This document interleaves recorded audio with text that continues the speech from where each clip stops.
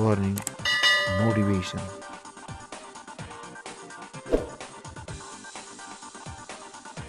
Acting in a certain way. Thought is the creative power, or the impelling force which causes the creative power to act. Thinking in a certain way will bring riches to you, but you must not rely upon thought alone, paying no attention to personal action. That is the rock upon which many otherwise scientific metaphysical thinkers meet shipwreck, the failure to connect thought with personal action. We have not yet reached the stage of development, even supposing such a stage to be possible, in which man can create directly from formless substance without nature's processes or the work of human hands. Man must not only think, but his personal action must supplement his thought. By thought, you can cause the gold in the hearts of the mountains to be impelled toward you, but it will not mine itself, refine itself, coin itself into double eagles, and come rolling along the roads seeking its way into your pocket. Under the impelling power of the Supreme Spirit, man's affairs will be so ordered that someone will be led to mine the gold for you. Other men's business transactions will be so directed that the gold will be brought toward you, and you must so arrange your own business affairs that you may be able to receive it when it comes to you. Your thought makes all things, animate and inanimate, work to bring you what you want, but your personal activity must be such that you can rightly receive what you want when it reaches you. You are not to take it as charity, nor to steal it. You must give every man more in use value than he gives you in cash value. The scientific use of thought consists in forming a clear and distinct mental image of what you want, in holding fast to the purpose to get what you want, and in realizing with grateful faith that you do get what you want. Do not try to project your thought in any mysterious or occult way, with the idea of having it go out and do things for you. That is wasted effort, and will weaken your power to think with sanity. The action of thought in getting rich is fully explained in the preceding chapters. Your faith and purpose positively impress your vision upon formless substance, which has the same desire for more life that you have. And this vision, received from you, sets all the creative forces at work in and through their regular channels of action, but directed toward you. It is not your part to guide or supervise the creative process. All you have to do with that is to retain your vision, stick to your purpose, and maintain your faith and gratitude. But you must act in a certain way, so that you can appropriate what is yours when it comes to you, so that you can meet the things you have in your picture and put them in their proper places as they arrive. You can really see the truth of this. When things reach you, they will be in the hands of other men who will ask an equivalent for them. And you can only get what is yours by giving the other man what is his. Your pocketbook is not going to be transformed into a Fortunatus purse, which shall be always full of money without effort on your part. This is a crucial point in the science of getting rich. Right here, when thought and personal action must be combined, there are very many people who, consciously or unconsciously, set the creative forces in action by the strength and persistence of their desires, but who remain poor because they do not provide for the reception of the thing they want when it comes. By thought, the thing you want is brought to you. By action, you receive it. Whatever your action is to be, it is evident that you must act now. You cannot act in the past, and it is essential to the clearness of your mental vision that you dismiss the past from your mind. You cannot act in the future, for the future is not here yet.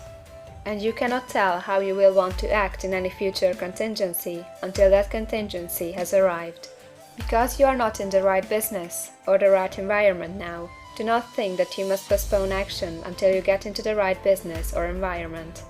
And do not spend time in the present taking thought as to the best course in possible future emergencies. Have faith in your ability to meet any emergency when it arrives.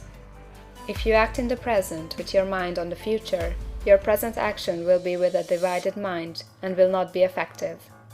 Put your whole mind into present action. Do not give your creative impulse to original substance, and then sit down and wait for results. If you do, you will never get them. Act now. There is never any time but now, and there never will be any time but now.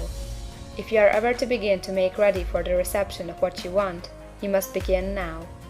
And your action, whatever it is, must most likely be in your present business or employment, and must be upon the persons and things in your present environment.